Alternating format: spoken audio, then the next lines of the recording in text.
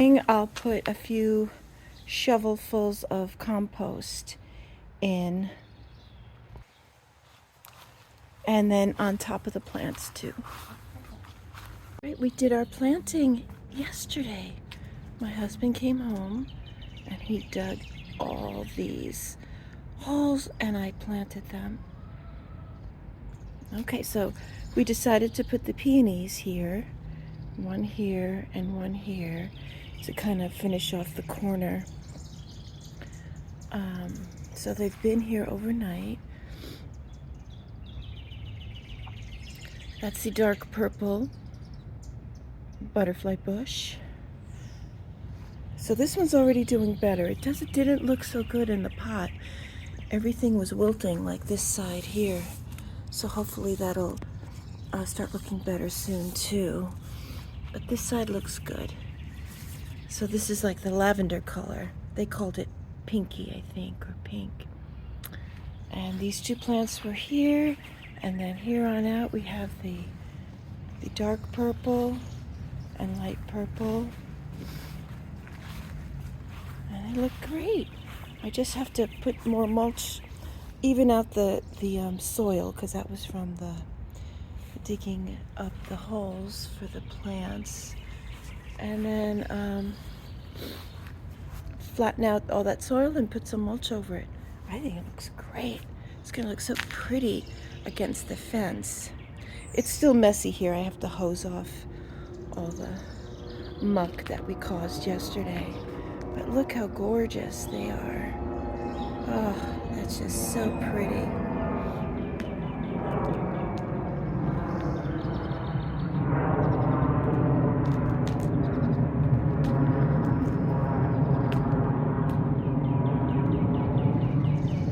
Oh, right. Next to these two plants were a bunch of lilies. I called them irises yesterday. We did dig up the lilies. So we have lilies along the garage here. I'm not too sure what we'll do with these, but we saved them. Maybe we can plant them somewhere else. But I wanted to make this clearly plants. You know, lilies are maybe something you put in between empty, like something like this. I'm glad we dug those up. So it'll look nice. Stay tuned. We'll clean up the edges of the garden and mulch around these. So when I planted them, I put compost inside and around. When I mixed in the dirt to fill in around the plants, I mixed some compost, and I put some compost on top right underneath the plants. So they should really love that. Stay tuned. Okay, here are all the lovely plants planted, and they look gorgeous. I'm going to continue here. So I planted just one last night, and I dug a hole for this one. I'm going to put the hibiscus right there next to the clomi. You help me pronounce that. I'm not sure how to pronounce that. When she said it at the nursery, the garden nursery, it sounded familiar, and I don't think it sounded like that. But anyway, that's all planted with plenty of water and compost. And overnight, it looks good. It didn't like die or anything, which is always my fear. So, there's one more up there. So I'll probably keep that there. I'll take a look as we go along because I was going to put the peony here. But as I stated in a previous video, we decided to put the peonies in the corner by the back fence. So, oh gosh, this one is wilting still. It was wilting in the pot. If you take a look at that, and I don't know why it hasn't come. I feel like it was waterlogged, if that's even possible. But if this one doesn't make it, I'm going to have to complain to the nursery because we didn't do anything to it. It was kind of wilty when we got it home. and every other one looks good. So anyway, enough of that. But we put the peonies here, one here and one here. I think those look good too. And everything else looks good. These look nice and happy. Nice and happy.